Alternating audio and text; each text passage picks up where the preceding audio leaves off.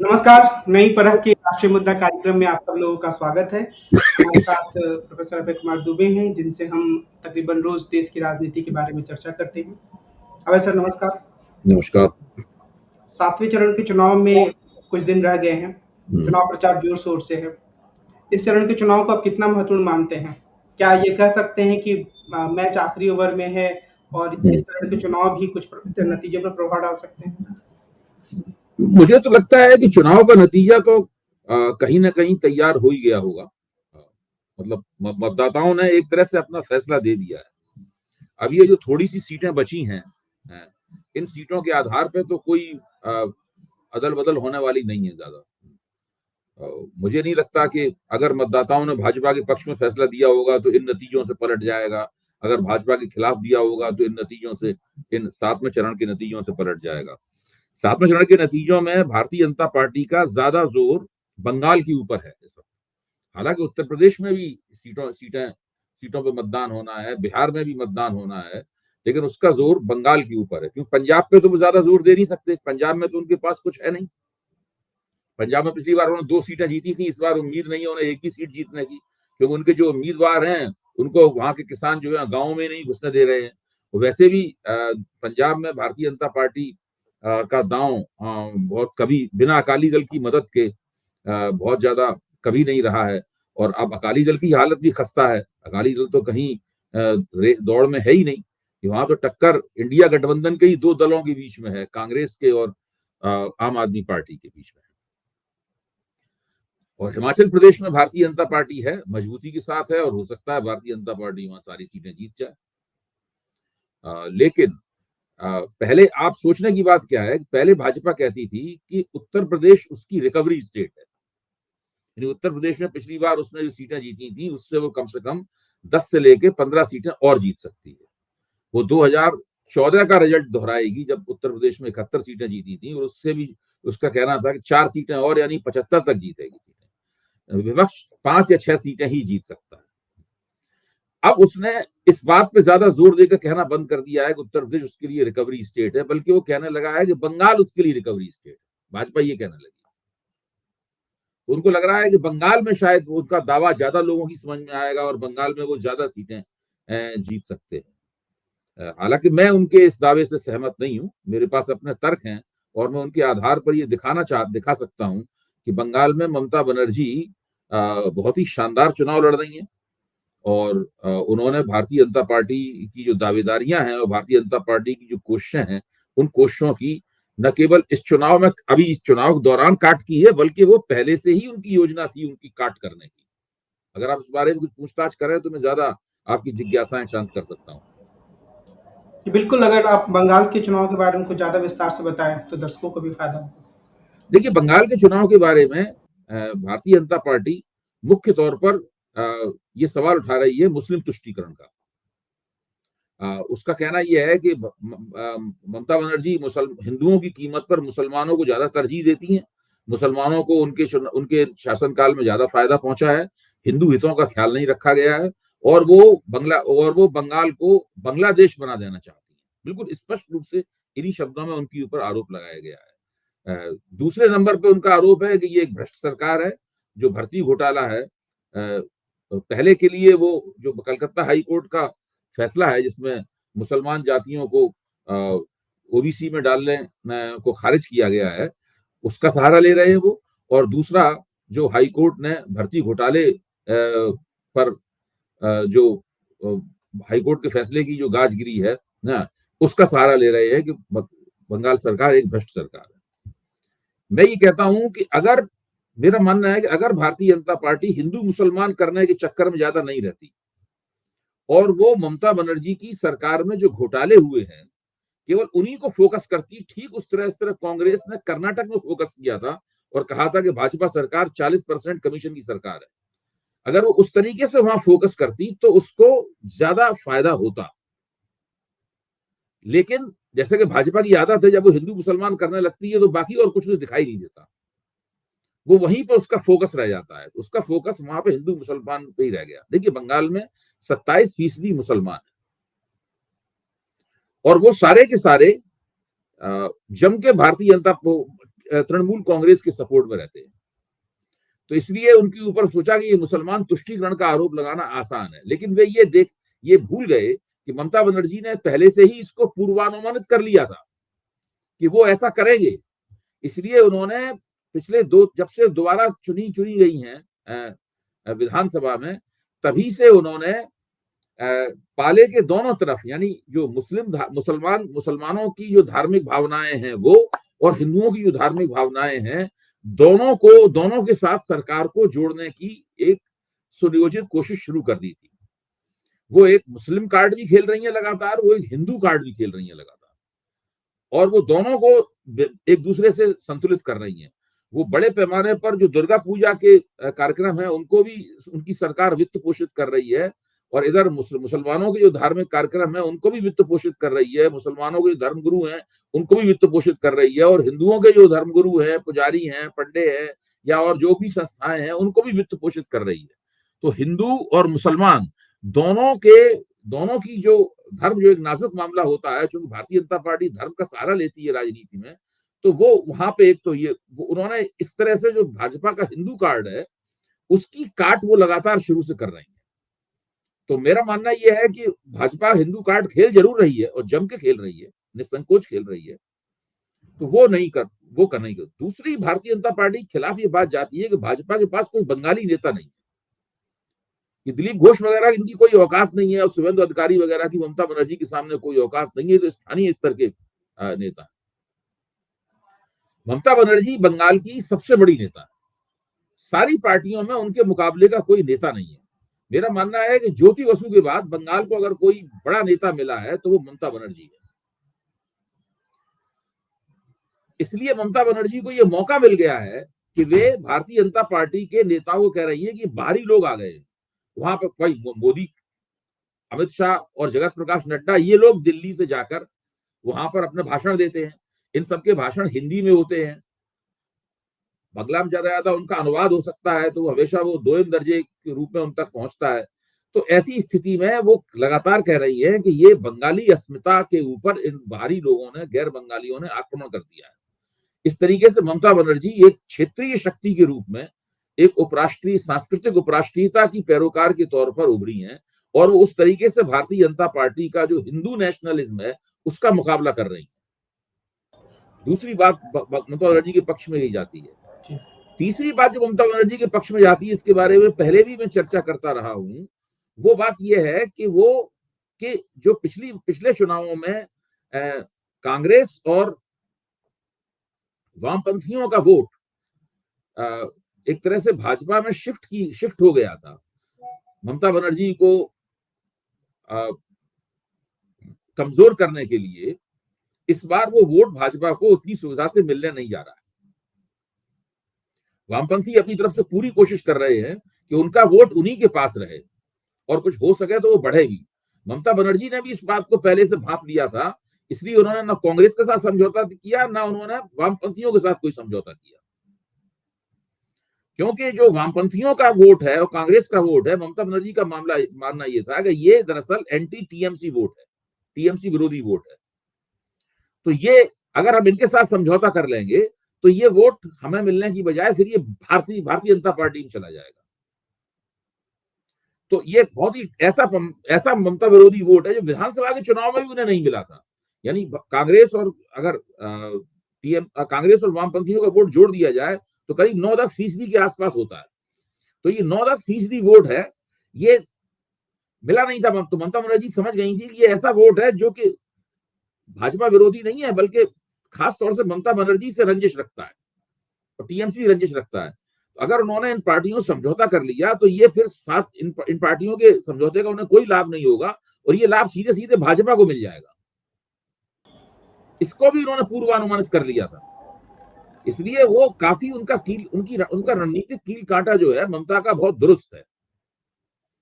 और भाजपा ने भी बहुत सारे दांव चले हैं, जैसे भाजपा भ्रष्टाचार का मसला उठा रही है, लेकिन इतना मजबूती से नहीं उठा रही है, इतना हिंदू मुसलमान कर रही है, मुसलमानों वाला मसला उठा रही है। सीए के जरिए मतुआ वोटों को साधने की भाजपा की कोशिश है, उस पर भी ममता बनर्जी ने बहुत काटछांट उसमें कर दी है। जब उन्होंने कहा कि सीए में जैसे ही आप आवेदन करते हैं, वैसे ही आपको नागरिकता तो बाद में मिलेगी। पहले तो आप ये खुद ही स्वीकार कर लेंगे कि आप घुसपैठिए हैं, तभी तो आप नागरिकता के लिए आवेदन कर रहे हैं। तो वो चूंकि जो नियमावली जल्दबाजी में अमित शाह ने बनाई है, उस नियमावली में इस तरह की खामियां हैं कि वो मतुआ लोगों को पूरा आश्वासन नहीं दे पा रही है। तो मुझे भाजपा काफी आक्रामक है, कोलाहल बहुत हमेशा हर जगह भाजपा बहुत करती है, हम जानते ही हैं। लेकिन मुझे नहीं लगता कि वो पश्चिम बंगाल में भाजपा के लिए कोई रिकवरी स्टेट हो पाएगा। अगर ममता बनर्जी की सरकार के खिलाफ एंटी इनकम्बेंसी जरूर है, तो उसका लाभ उनको मिलेगा, लेकिन उसी तरह की एंटी इनकम्बेंसी मोदी सरकार के खिलाफ भी सारे देश में है। तो ये मान लेना कि दूसरी पार्टियों के खिलाफ एंटी इनकम्बेंसी है, उनका उन्हें नुकसान होगा, मोदी सरकार के खिलाफ एंटी इनकम्बेंसी है, उसका उन्हें नुकसान नहीं होगा, ये बेतुकी बात है। एंटी इनकम्बेंसी दोनों तरफ है।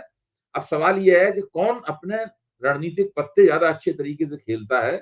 और ममता बनर्जी पिछले 2 साल से ही इस तरह की पूरी पेशबंदी कर रही थी कि लोकसभा चुनावों में वो भारतीय जनता पार्टी के मुकाबले उनको नुकसान न होने पाए।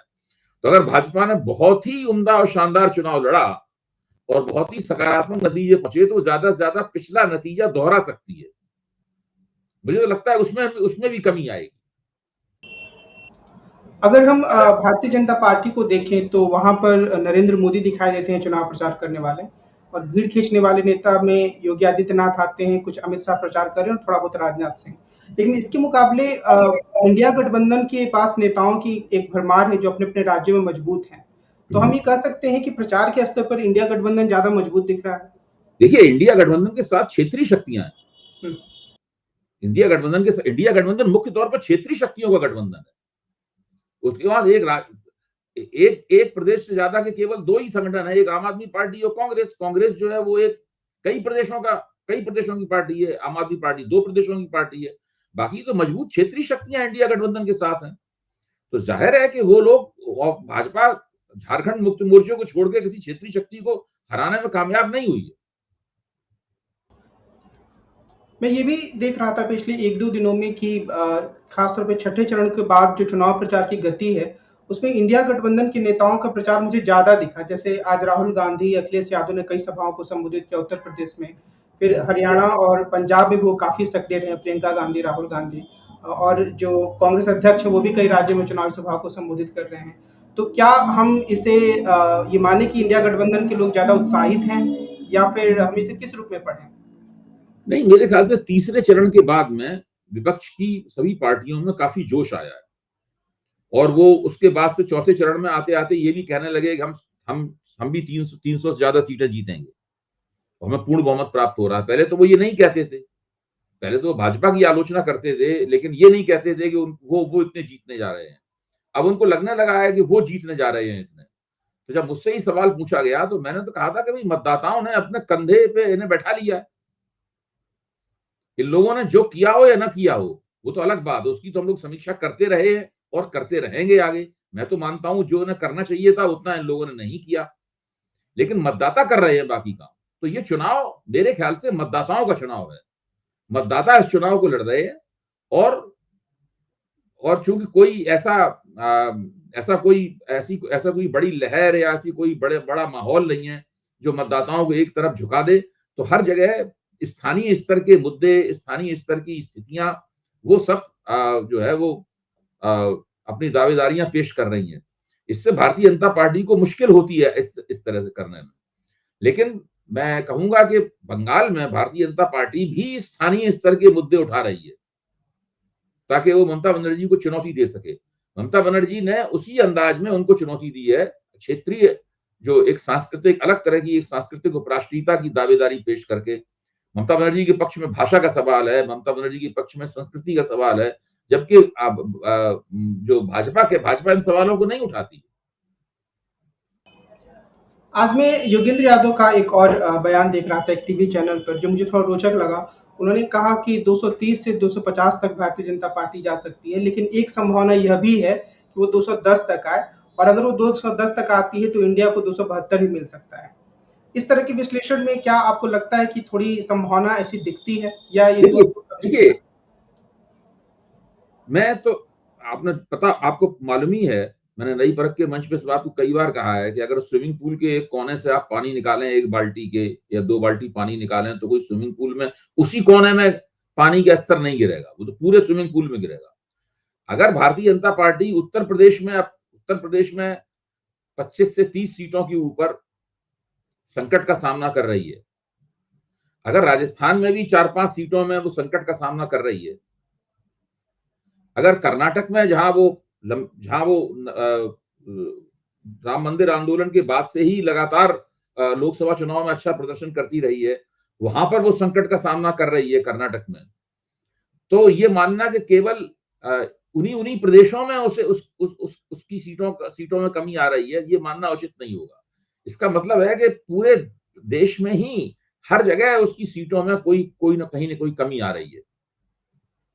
अब जैसे कि मान लीजिए उत्तर प्रदेश है, अब उत्तर प्रदेश में अभी मैं उत्तर प्रदेश के एक बहुत जानकार पत्रकार से बातचीत कर रहा था, जिनकी सारी जिंदगी उत्तर प्रदेश में पत्रकारिता करते हुए गुजरी है और जो आज एक चैनल में बहुत बड़े पद के ऊपर हैं, और उत्तर प्रदेश की एक-एक सीट, एक-एक उम्मीदवार, किस सीट पे किस जाति के कितने वोट हैं, कौन कितना कहाँ क्या है, कौन सा टिकट कटा है, कौन सा नहीं कटा है, कौन किसके खिलाफ हो रहा है, किस विधानसभा क्षेत्र में ज्यादा पोलिंग हुई है, किस विधानसभा क्षेत्र में कम पोलिंग हुई है, तो उनसे बात कर रहा था। उनका कहना था कि उत्तर प्रदेश में जो भाजपा के विधायक हैं हर निर्वाचन क्षेत्र में, जो भाजपा के विधायकों वाला निर्वाचन क्षेत्र है, वहां पोलिंग काफी कम हुई है, और जो सपा के विधायक हैं जिन क्षेत्रों में, क्योंकि सपा ने पिछली बार बहुत अच्छा प्रदर्शन किया था उत्तर प्रदेश में, 110 या 11 सीटें उन्हें मिली थी, तो इतने निर्वाचन क्षेत्रों में तो उनके विधायक हैं ही, और 110-11 सीटों, अगर वो वैसा ही परिणाम दोबारा सपा अगर निकाल दे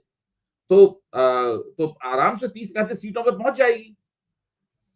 तो वहां सपा के विधायक जहां पे हैं, वहां पे पोलिंग बहुत जबरदस्त हुई है, वहां वोट काफी गिरा है। अब उन्होंने एक सूची दी है मुझे, उनका कहना है सहारनपुर, कैराना, मुरादाबाद, नगीना, रामपुर, संभल, फिरोजाबाद, मैनपुरी, बदायूं, रायबरेली, प्रतापगढ़, कन्नौज, बांदा, कौशाम्बी, बाराबंकी, अंबेडकर नगर, आजमगढ़, घोसी, जौनपुर, मछली शहर और गाजीपुर, यानी ये 21 सीटें हैं जो मैंने आपके सामने गिनाई।